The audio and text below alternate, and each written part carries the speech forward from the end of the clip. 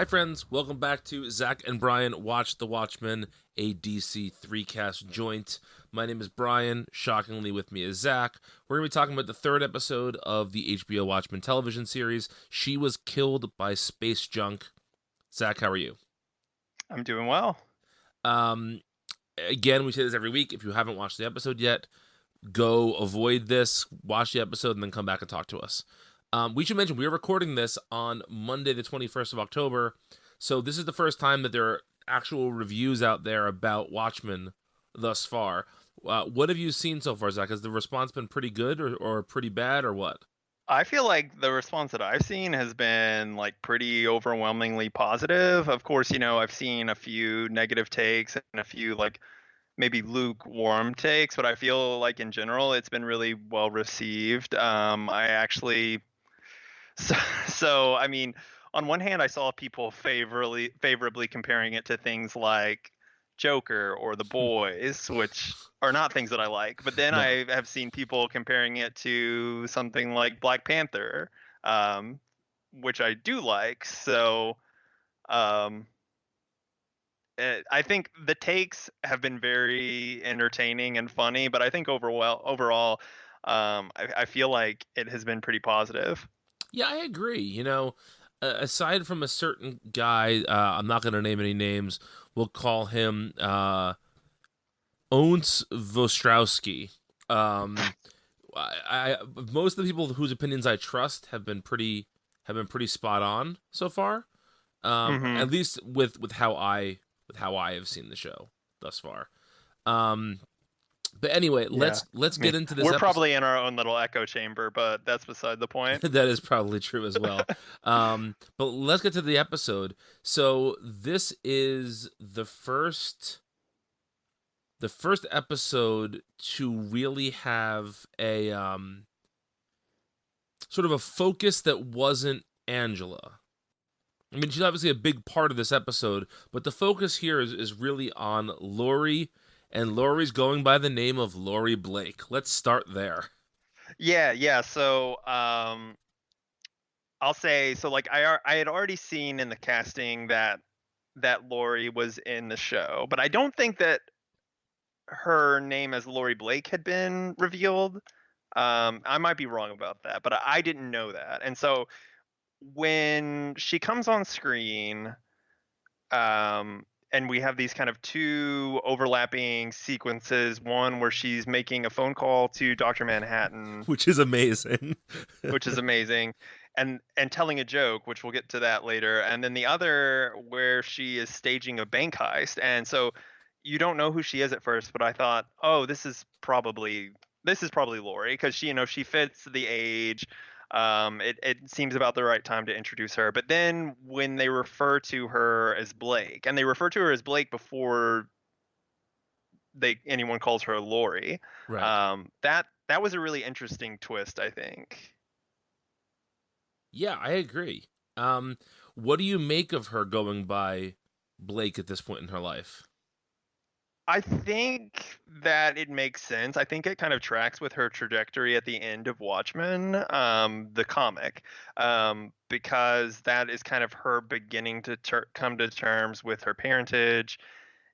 And here we see her, we eventually find out, she's not actually robbing a bank. She's actually an FBI agent in charge of anti-vigilante activities. And I kind of feel like having her move into that role, I think it's very easy to imagine her kind of starting to see the world through the lens of her father a little bit more. Yeah, I definitely agree with that. I think it's a somewhat bold decision from a filmmaking standpoint, if only because I think for most people, even if they can, I think even the most sympathetic takes on the comedian show that he's a real prick and that he did some Yeah, really yeah. terrible things. And so to have one of your main characters align ideologically with such a prick and align with the person who raped her mother, like it's I think it's a pretty bold choice. I think so too. And I feel like there will be hopefully, I mean, maybe there will be some good discussion about that from people who are way more equipped to talk about that than I am, but Yes. um, I think it's an interesting choice, and I mean, like, just the idea of what it means for someone who kind of like she grew up without a father figure, and then he died before she found out that he was her father, and I can like only imagine the kind of like emotional turmoil that comes out of that Sure. and just Yeah. wrestling with it. And then but to see her have like already maybe wrestled with that, not to say that she's not, but like to come to the point over the last 30 or so years where she can use his name, Hmm. I think is, again, it's kind of what the show has done a really good job at so far of like implying story and world building and plot without beating you over the head with it. Yes, and the sort of cynical part of me thought, well, maybe this is how she gets ahead in her professional career. Like Sure, sure. he worked for the government, use his name. Yeah. It's a professional thing. Right. Right. But I mean, and as is kind of like pointed out in the episode, that is hardly even the most famous tie that she has, Well, exactly. Yes, and no one really mentions her father. Right. Right. That is not that doesn't really come up in conversation at all. Did you happen to notice what the headline in the newspaper was that the guy was reading in the bank? I remember I do remember seeing it, but I don't remember what the headline was. What, It was jog my Grisham memory. to retire from Supreme Court. Yes, I did see that. Okay. That was very that was interesting, and sort of continues this. If the president is a movie star, there's actually a line in Back to the Future where Doc Brown like lambasts Marty for suggesting that, and who's Secretary of State, and then he names some other celebrity of the time. So I feel like that's an interesting take of, I presume it's supposed to be John Grisham, not just Yeah, not another just a Grisham. random Grisham. Yeah. Yeah, I don't know. I did see that, and I didn't quite make that connection, but I think that that makes sense. Yeah, yeah, that's funny. Yeah. Um all right, so we get her call. You want to talk about the joke now, or you want to save the joke for later? Well, so like the joke plays out over the course of the episode, and so I think maybe we can talk about the content of the joke a little bit, and then save the punchline for the end, maybe. Sure, yeah. Okay. Well, so there are two jokes that she tells. Yeah, Um, technically, although not really. technically. So the first joke is just about somebody who is a bricklayer and is teaching his daughter to build. I believe it's a grill or a barbecue or something outside, and Yeah, barbecue. there's Yeah. an extra brick, and so she throws it up in the air, and then Laurie forgets the punchline, and they start telling the second joke, and this is the joke that plays out kind of over the course of the whole episode, which is about three superheroes going to see God, um, at the pearly gates, and the three are Night Owl, Ozymandias, and Doctor Manhattan, essentially. And we'll get to the Mhm. punchline sort of in a little while. Um, Yeah, yeah. This might be a good time, maybe, to talk a little bit about. So we kind of know where Veidt and Doctor Manhattan are right now. mhm. But that third hero, Night Owl, we get a little bit of information about him in this episode. Yes, Senator Senator Reese. Bob. What's the last name though? I can't. I can't get that in my head. No, Kane. Or no, Keen. Keen. See, is the other guy. Okay. Yeah. Yeah. Yeah. Okay. Jeez. For some reason, Keen I can't get in my head. So he basically says that. So first of all, when we meet Laurie's owl, she's a pet owl named Who. Who? Yeah, which is great. Uh, and then, but Senator Bob Benson basically says to her, like, if if you play your cards right, we can get your owl out from behind bars. And we're led to believe that Night Owl's in prison, which is an interesting take. Yeah, It and takes him off the table for this season, which I think is mhm, probably wise. I think this season really needs to establish the show as something more than just a sequel to the comic. And so by limiting right. the characters in the show, it's a good thing. But by not having him dead, it allows you to go to that well in the future. Yeah. Um, little speculation about why he's in prison. Do you think that is tied to vigilantism? I mean, maybe. You know, what makes this hard is that, well, she is part of the anti-vigilante task force, right?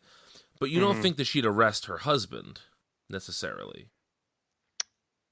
No, but I can see that they split over that divide and that maybe he was arrested after, not necessarily tied to her. Or Sure. maybe, I mean, maybe, yeah, maybe they had split beforehand, and maybe that is what caused them to split. Because I think they do specifically mention that they are separated. Do they say that? I thought so. I thought that did hear that. Maybe I'm misremembering, but I thought it was at least implied that they are I separated. mean, her actions imply that. Yeah, But that's a whole other story for sure, 10 minutes from sure. now. Um, Interestingly, here we get she walks into her apartment and she says "Play Devo," which is where the name of the song is "Space Junk," and the lyric in the song is "She was killed by space junk," which is why the episode is titled that. But we see sort of like a proto Amazon Alexa that plays her song by request, but doesn't. But it, again, is based off of CDs. So hmm there's this interesting thing again of technology without internet. Sure, sure. And so, this would be a good time to bring up that link that you sent me. Yes. Prior to the episode. So I didn't read all of the documents, and for anyone who's at home, and if you don't haven't heard about this, there is a website that you can go to, and we should probably just include I'll put it in the show notes. Yeah. put it in the show notes. Yeah, but there's a link to some documents that are in universe, and like I said, I haven't read all of them, but I did read the first one called "Memo: The Computer and You." Has some pretty interesting information about the role and kind of status of technology in this universe. You want to summarize it briefly? Uh, I can, or do you think? I mean, yeah, I can. Essentially, like the gist of it is that technology. The reason we haven't seen a lot of computers and cell phones and kind of the technology that we have now is because, kind of like you guessed, Brian, I think in a previous episode, a lot of technology was based around Dr. Manhattan and his abilities. And so after the events of Watchmen, there was a kind of a lot of mistrust and fear about that technology. And, you know, does it cause cancer? Does it open rifts into alternate dimensions?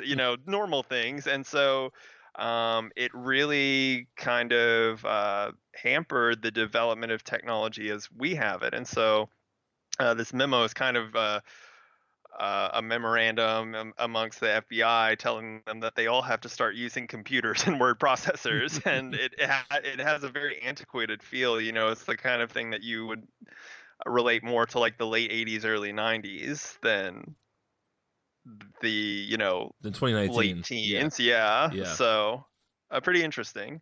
Yeah, absolutely. We also get a little bit of information in this scene with Senator Bob Benson about the sort of why the police officers in Tulsa are wearing masks. They call it the Defensive Police Act, DOPA, as the Dopa. acronym. But we get a little bit of. It seems that that he is the one who put this legislation forward, and that other cities are going to be trying to come on board and to do this. And so we get a little bit of information about sort of just the start of this.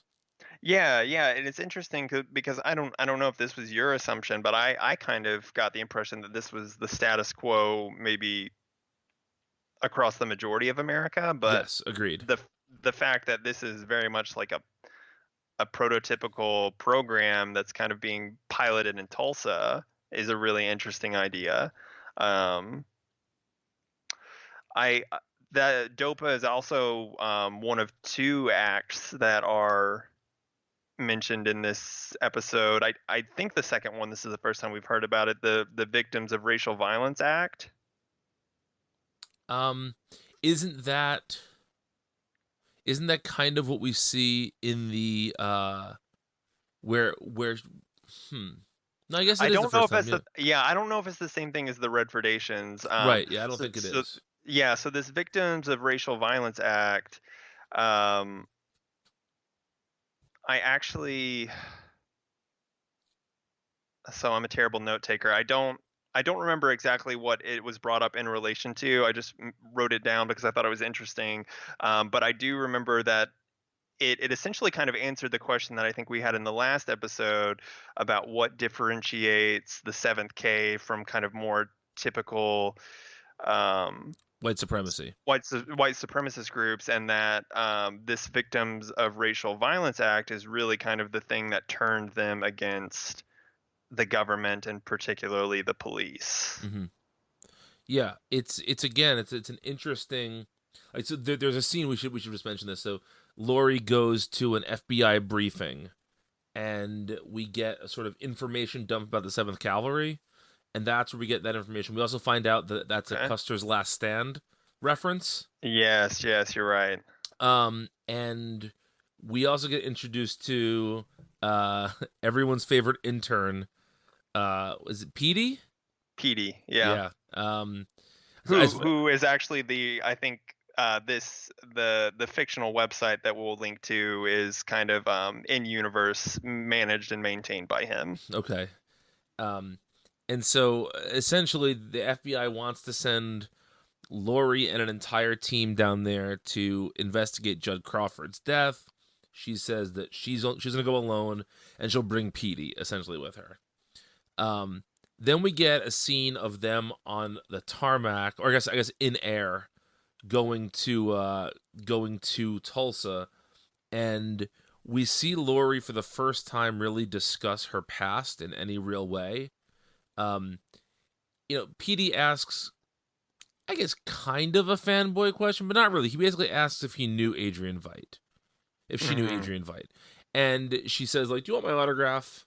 And she basically just tries to take him to task for caring about who she was. But then he has a really thoughtful answer that he was a history major, and he cares about this stuff a lot. And she Yeah, starts not treating even just like a history major, but he had a PhD in history, and his focus was in kind of this. essentially Watchmen studies. Yes. And then she starts to respect him a little bit more. But we have to say there's a hilarious scene where he brings out a like Lone Ranger mask to wear Yeah. because he knows the police there wear them. Um, and that was very funny.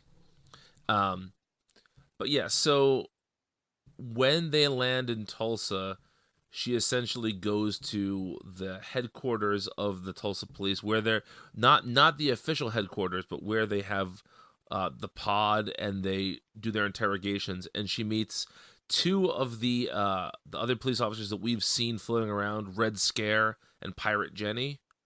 Hmm. And I want there to be like a dossier about how all these cops chose their nicknames. I'm sure there will be that information eventually. Yeah, it's pretty great. It's pretty fun. But we see her basically go into the pod with Looking Glass, and she knows who he is. She calls him by his name, and she kind of makes him explain what the pod is, and she dismissively calls it a racist detector. And he is so offended by that. Um, that scene is very fun, I think. Played really well. Um, yeah, I really like not to like get ahead too much, but I really like how Laurie is used in this episode and in subsequent episodes. Yeah, I think that they've identified a part of her character that I don't think is necessarily and maybe this is a flaw for me. When I think of her, I don't necessarily think of Laurie in the comic as being particularly funny or sarcastic. Hmm. And Yeah. I and that's sort of what they lean into here in a really great way. Yeah, yeah. Well, and I think a key difference between Laurie in the comic and Laurie here is because in the comic she's young, she's very much defined by the men in her life, for the most part. But here she is detached from all of that. Mm-hmm. Um, Yeah. yeah, so I think that's like the key difference. Yeah. And we get a we get a little bit of her interaction with Looking Glass, and then we find out that uh, Judd's funeral is happening in just a few hours, and we then shift over to the funeral. Uh, my notes here are somewhat incomplete. Does this happen before we go see Veidt or after we see Veidt the funeral? It is before. Okay, so we'll talk about the funeral first then. Yeah. So there's a really nice um there's a really nice sequence of Angela talking about how she and Judd sort of knew the risks of this life, and they had talked about what they wanted the other one to do at their funeral. And Hmm. so we see Angela begin to sing the last roundup by Gene Autry. Yeah, I made a note here, likening this to well, it Lindelof has a an affection to having characters sing a cappella, or at least sing with Or minimal karaoke. backing, very karaoke. Yeah, he this just instantly reminded me of the International Assassin episode Yes, yes. of Leftovers. Singing Homeward Bound's in the next one, right? That's in the what's the one he sings in that episode? I thought that was that Or one. maybe is that That one? is Okay, that. I can't remember which one was which. Yeah, Yeah, okay, it is that one. Yeah. okay. Another thing really quick before the funeral, she's in the vehicle with Angela, and she does get another joke in. She asks what the difference between a mass cop and a vigilante is, and Yeah, she says, I don't know. I don't know. Yeah, um, yeah. It's very good. Those scenes are very good. They are very good Mhm. together. Um, Yeah, they are. and we'll get to that more in a little while. But so in the midst of the funeral, a Seventh K member walks out of a crypt, essentially a mausoleum type structure, with a bomb attached to him, and says, if anybody moves, he's gonna blow the bomb. The bomb is attached to his heart, and so if his heart stops, the bomb will go off. He wants Senator Bob Benson to come with him to basically sacrifice himself for everyone else, and he agrees to do so, and then Laurie fucking ganks him in the head with a gun. um, Yeah. and instantly he starts to beep, and Angela saves the day by Zach. You can tell us what Angela does, So she throws his body into the grave and then pushes Judd's coffin on top of him. and it goes kaboom. Um, and it goes sky high. Yeah, a pretty chilling scene. Really tense scene. Yeah, like very tense.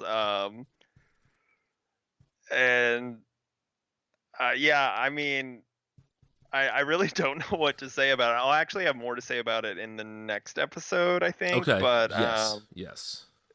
yeah, as it stands here, just a really tense and chilling scene. Yeah. At this point, we switch over to Veidt, right? Oh, glorious fight. Okay. Did not expect him to be my breakout character of the show. First, we should also say he's a big fan of Jamaican like ska and reggae from the '60s. He's I listening to love all the musical yes, cues and choices in the Veidt scenes. yes. So good. He is listening to Desmond Decker and the Aces, Israelites in the CMC, and then I had paused the episode to look at some of the records on his table, and one of them is called Megaton Dub 2. So he's really into dub and reggae and ska, which is amazing. I don't know why that tickles me so much, but it really does. Um, so yeah, that is definitely fun. So why don't I've been talking a lot. Why don't you give us the Vite roundup The here? rundown. Yeah. So essentially, we see him making something. He's tanning leather. He is cutting glass. He is doing something with a suit of armor, and he you see him doing all these things, and eventually you see that he is making what is ostensibly like a spacesuit or like a submersible suit made of leather. Um, Very medieval looking, and he puts one of the is it Mr. Phillips? Is that the male Mr. Mr. characters? Phillips is like the The number head one. male Yes, character. yes. Yeah, yeah. So he's putting one of the Phillips in this suit, and then there's a tank on the back, and it's not clear what he does, but he turns the tank on, and then the next time we see this Phillips, he is like frozen Yes. inside the suit, and Yes. we don't know what happened. We don't know if it was the gas that was in the suit that froze him, if he sent him to another place and he came back frozen. We have no idea. But he's just losing Phillips's left and right, you know. Yes. And Next so episode, we'll know more about how the Phillips has come about. And that's a whole yeah, other and conversation it's for a oh whole other my day. gosh. Oh my gosh. But he decides, that the leather he was using was not thick enough, so he goes bison hunting. And so he spots this herd of bison, and he shoots one, and they scatter. He kills it with a bow and arrow, no Right in less. the eye. Right in the eye. And he fells this bison, but he is met by a character who we only know as, I think, the The gamekeeper. Is game that warden. the game warden? Yes, the game warden, who fires a warning shot at his feet. And we cut back to Veidt at his mansion, whatever you want to call it, and a Crookshanks, that's their name, right? Yes. Okay, a Crookshanks brings him a letter from the game warden, kind of warning him, you He know our agreement, you know the he rules, you specifically are. mentions the terms of your captivity. Yes, yes, and he's in violation of this by his recent acts, and so Veidt dictates a letter back to the game warden where he specifically mentions the phrase "Republic serial villain." Yes, he does. And we should also mention that the game warden does also thank him for his tomatoes. Yes, yes, he does. So that confirms that they are tomato trees. Yes.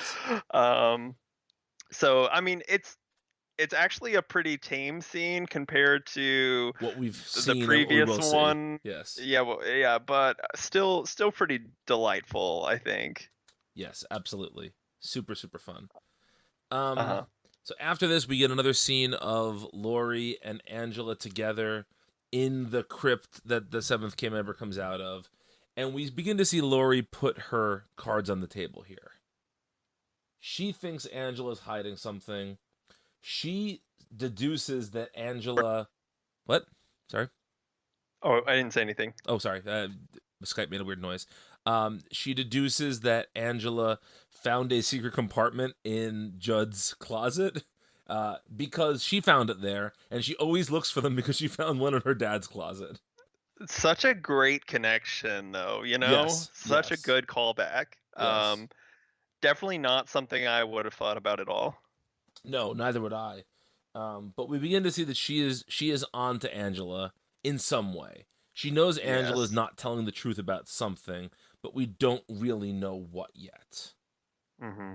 Um, so is there anything else before we get to Laurie's hotel room you want to talk about?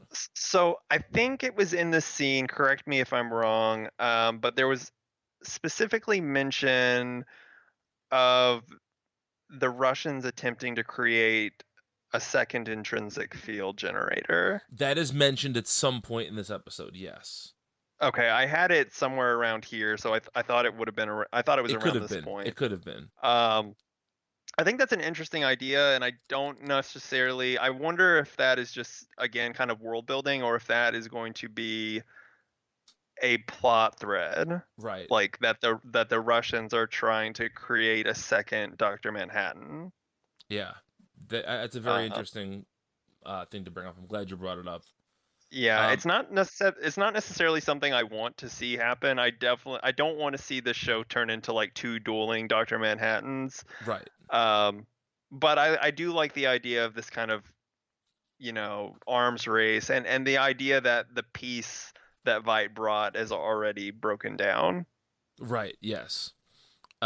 We should also mention here that one of my favorite lines, and specifically line readings in the episode, and I didn't write it down exactly, so I'm kind of guessing here, but Laurie is trying to figure out the connection with her and Judd, with Angela and Judd, and she says, "I'd say you're having an affair, but that would be insane because I've seen your husband and he's fucking hot." Yeah, yeah, The way she delivers that line is just really, really good. yeah. It was good. Yeah. Jean Smart is so good in this episode Uh-huh. as Laurie. She's really fantastic. Um, so then we get a scene in Laurie's hotel room, and I feel bad that I kind of led Zach on with this because he figured out the twist, and I'm mad at him for it. Immediately. I mean, I just knew immediately. So in the beginning of the episode in her room, we see her open this briefcase, and a blue light kind of emanates from it. If you've seen Pulp Fiction, not dissimilar from the briefcase in Pulp Fiction, but a blue light. And we see it pop up one other time in the middle of the episode. I believe when she's getting ready for the funeral, maybe we see it. But Uh-huh. then we see her in bed and she opens it up.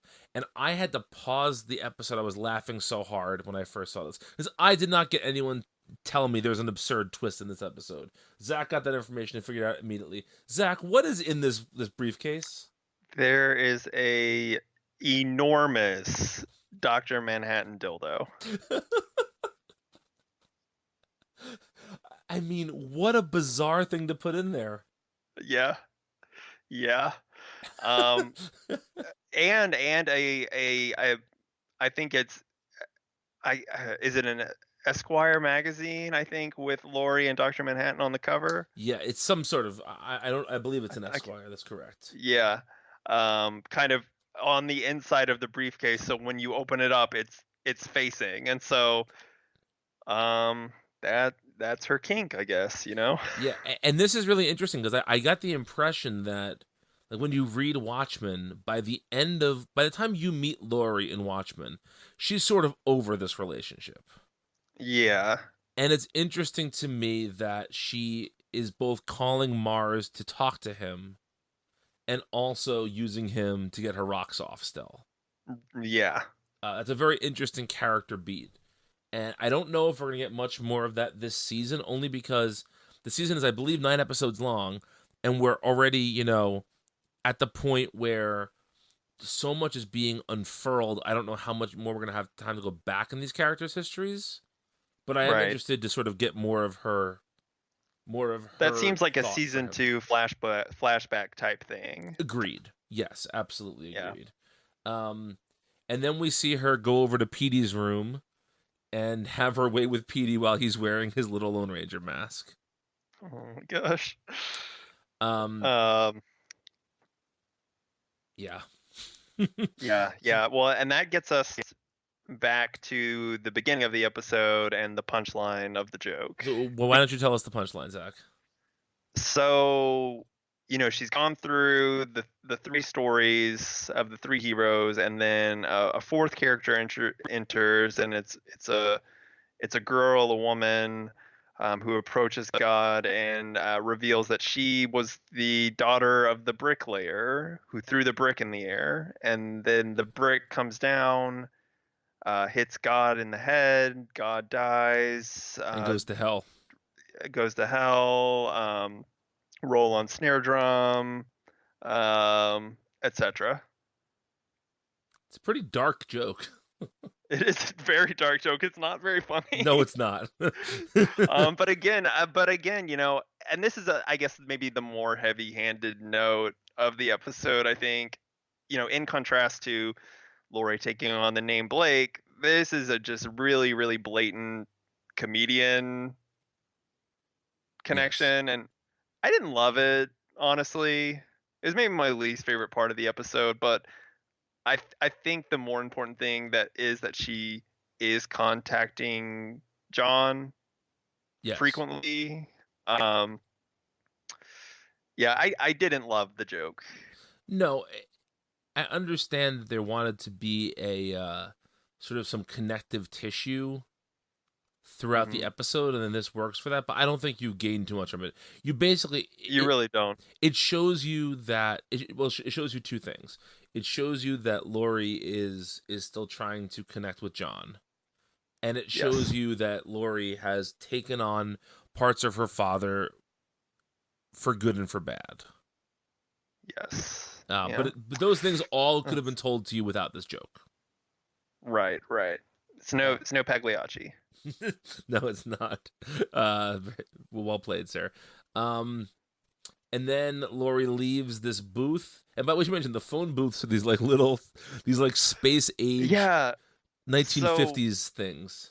So quick note about that too that I did want to mention that we didn't bring up. There's a name attributed to them. This a character named Lady True. Yes. Who is apparently the creator of these boxes and also attached to something called the Millennium Clock. Yes. At one point in the episode. So just a little bit of world building going on. And we will meet Lady True in a couple episodes. Yeah. So yeah. So then she's walking out of this this booth, and what drops right in front of her but a car from the sky.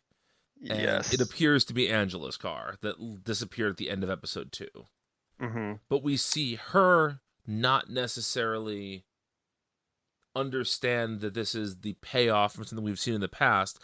It seems to us like it seems to her that Dr. Manhattan dropped this for her. Isn't that the impression you got? That's the impression that I get, yeah, because she kind of looks up into the sky and sees Mars and something happens and she kind of takes it as a sign that John hears her. Right. And we don't know if he does or does not. We presume that's Angela's car, but we don't see the flying thing that picked it up the first time. Right. So who knows, really? Who can say? So overall, Zach, where did this episode rank for you compared to the first two?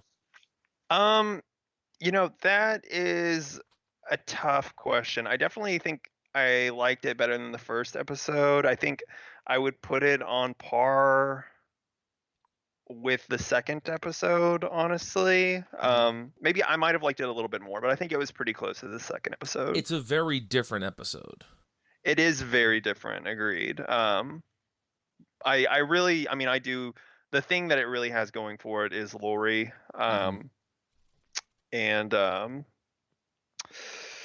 Yeah, I did really enjoy it a lot. Yeah. I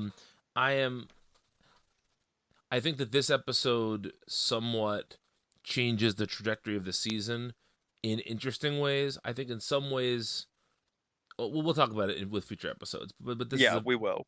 But this is a fun episode. We should mention that next week's episode is titled "If You Don't Like My Story, Write Your Own." We'll be talking about that next week. And until then, you can find Zach on Twitter at Wilkerfox. I am at Brian Needs a Nap. You can find this show on Apple Podcasts, on Stitcher, and we hope you tell your friends about it if you're enjoying it. We are going to be doing this for the season, and we'll probably do one episode after the season's over just to wrap up, and then, who knows when we'll pop up again, but, this has been super fun so far, so we hope you guys are enjoying it. We're enjoying it, and remember, until next time, who watches The Watchmen? Zach and Brian watch The